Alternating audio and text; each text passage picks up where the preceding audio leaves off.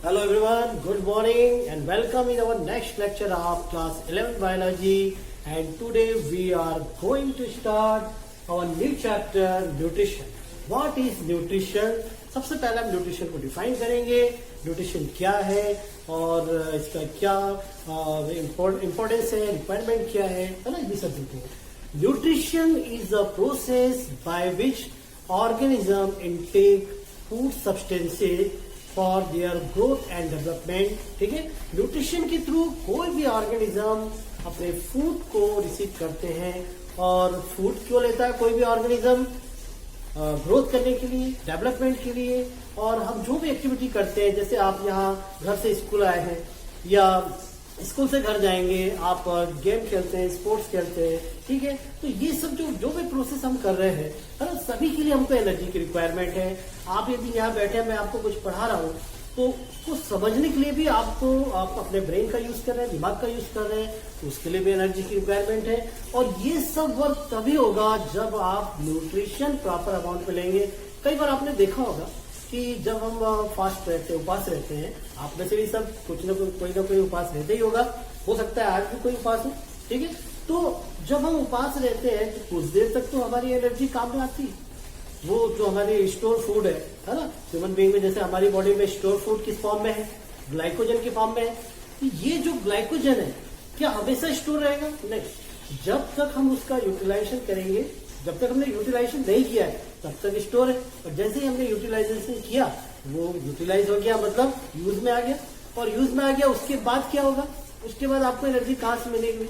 तो उसके लिए आपको न्यूट्रिशन लेना पड़ता है, फूड लेना पड़ता है ना. तो मतलब कहने का मतलब ये है कि आपको जो एनर्जी मिल रही है वो एनर्जी इसी फूड से मिल रही है. और जब एनर्जी मिलेगी तभी आप एक्टिवली वर्क करेंगे. ठीक है बेटा, इतनी बातें आपको समझ में आ गई है. न्यूट्रिशन क्या है ये आपको अब तक समझ में आ गया है.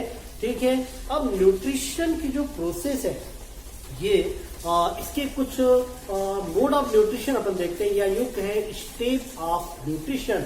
ठीक है, how many steps are found in nutrition process. Nutrition process में कौन कौन से स्टेप है, या यूं कहें मोड ऑफ न्यूट्रिशन क्या है, वो हम देखते हैं. ठीक है, nutrition, mode of nutrition involve 5 steps. Mode of nutrition involve 5 steps.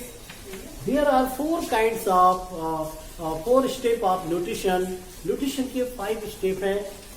First step is ingestion. First step क्या है?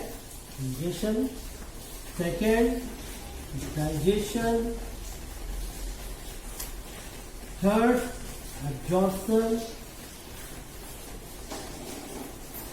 Fourth step is assimilation, and fifth step is digestion. So dear student, there is 4 step of nutrition. या you can mode of nutrition involve 5 step. First step is ingestion, second step digestion, third step is absorption, and fourth step is assimilation. And final and last stage is ingestion. ठीक है, ingestion means what? ingestion का मतलब क्या होता है? यहाँ पे ingestion means intaking of food. ingestion means क्या होता है? intaking of food.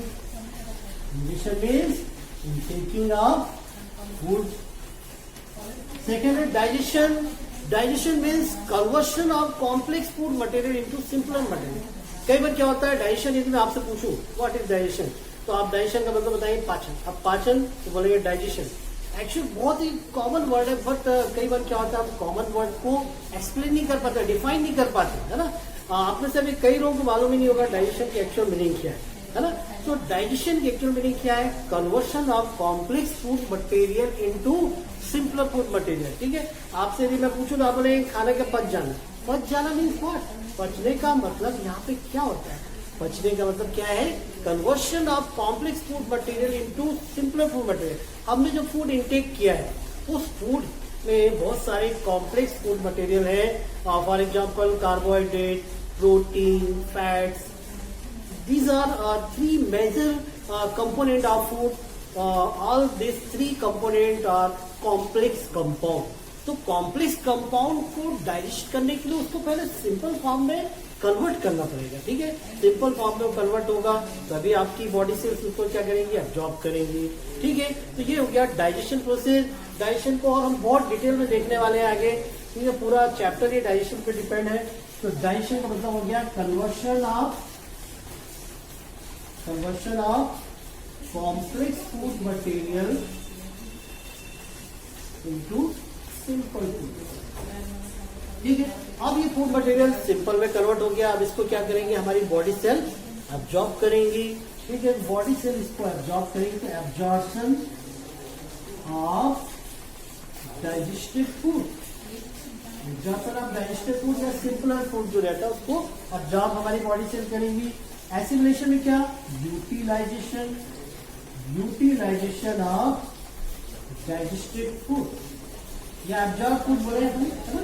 Utilisation of absorb food, जो फूड एब्जॉर्ब हो गया है उसका क्या होगा, यूटिलाइजेशन। मतलब हमने जैसे कार्बोहाइड्रेट एब्जॉर्ब किया, प्रोटीन एब्जॉर्ब किया, फैट एब्जॉर्ब किया। अब इनका जो फंक्शन है वो फंक्शन हमारी बॉडी सेल को होगा। कार्बोहाइड्रेट और fat provide energy to us, तो ये हमको इससे एनर्जी मिलेगी। और protein with involving growth and development process, ठीक है। ये ग्रोथ और डेवलपमेंट प्रोसेस होगी। आप addition mean elimination of waste food material, ठीक है। Elimination of waste food material is called nutrition. तो ये 5 स्टेप में न्यूट्रिशन कंप्लीट होती है। ये तो मैंने अभी आपको शॉर्ट बताया, इसे हम डिटेल में देखने वाले हैं नेक्स्ट वीडियो में, नेक्स्ट लेक्चर में। Okay, thank you.